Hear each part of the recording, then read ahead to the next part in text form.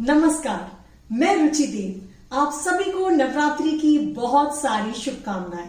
तो चलिए सुनते हैं आज की ये कहानी। एक बहुत बड़े राज्य के राजा थे। उन्होंने अपने चारों बेटों को बुलाया और उनसे कहा कि तुम चारों में से जो भी इस राज्य के सबसे बड़े धार्मिक व्यक्ति को लेकर मेरे सामने आएगा, मैं उसे अपना राज्य सौंप दूंगा। बड़ा बेटा एक बहुत ही विद्वान को लेकर आया, जिन्हें की हर प्रकार के धर्म ग्रंथ शास्त्रों का भरपूर ज्ञान था। दूसरा बेटा एक पहुंचे हुए पंडित को लेकर आया, जिन्होंने दुनिया भर के सभी धार्मिक स्थानों की यात्रा की थी। तीसरा बेटा एक सन्यासी को लेकर आया, जो कि हमेशा योग में रहते थे और सप्ताह में सिर्फ एक दिन एक फल खा करके ही रहते थे।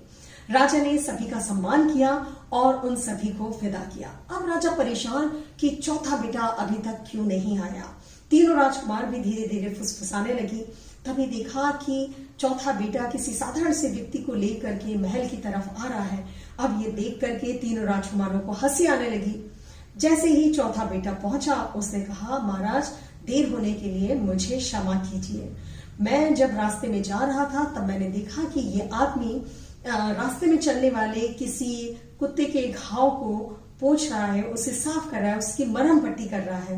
मैंने इससे जब आग्रह किया कि तुम मेरे साथ महल चलो, तो इसने कहा कि अभी एक बूढ़ी माँ मेरा इंतजार कर रही है, मैं उनको खाना खिलाने के बाद ही तुम्हारे साथ चल सकता हूँ, और इसीलिए महाराज मुझे बहुत देर हो गई। अब आप ही परीक्षण कर लीजिए कि ये धार्मिक है या नहीं।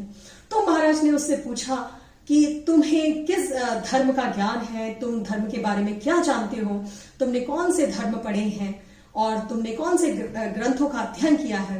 तो ये व्यक्ति कहने लगा कि महाराज, मैं ठहरा अनपढ़ गवार, मुझे तो धर्म के बारे में कोई भी जानकारी नहीं है। तो महाराज ने कहा कि ठीक है, कोई बात नहीं, लेकिन तुम प्रवचन तो सुनते होगे, तुमने पूजा पाठ करते होगे, या तुमने कोई दान पुण्य का काम किया होगा, तो उसके बारे में जरा बताओ।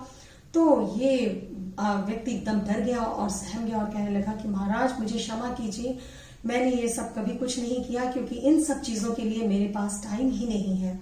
और राज्य के असहाय लोग, जिनकी देखभाल करने वाला कोई नहीं होता, मैं उनकी देखभाल करता हूँ, मैं उनकी सेवा करता हूँ, मैं भूखे लोगों को खाना खिलाता हूँ।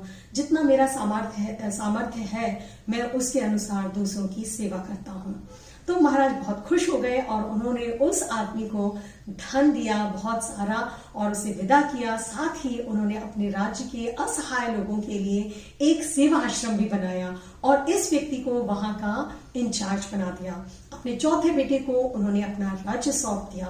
तो सच है दोस्तों, मानवता से बड़ा कोई धर्म नहीं है। दूसरों की सेवा करना, असहाय लोगों की सेवा करना, भूखों को खाना खिलाना, पशु पक्षियों का ध्यान रखना, प्रकृति के प्रति सजग रहना, ये एक मानवता की सच्ची पहचान है। तो अगले सोमवार हम फिर सुनेंगे एक नई कहानी मेरे चैनल ब्लूम विद रुचि देव पर शाम 5 बजे। तब तक के लिए दोस्तों, आप अपना ध्यान रखिए, अपने परिवार का ध्यान रखिए, और हाँ दोस्तों, दूसरों के जीवन में दिया जलाना कभी ना भूलें, क्योंकि जो लोग दूसरों के जीवन में उजाला करते हैं, उनका जीवन खुद ब खुद रोशनी से जगमगा उठता है। नमस्कार, धन्यवाद।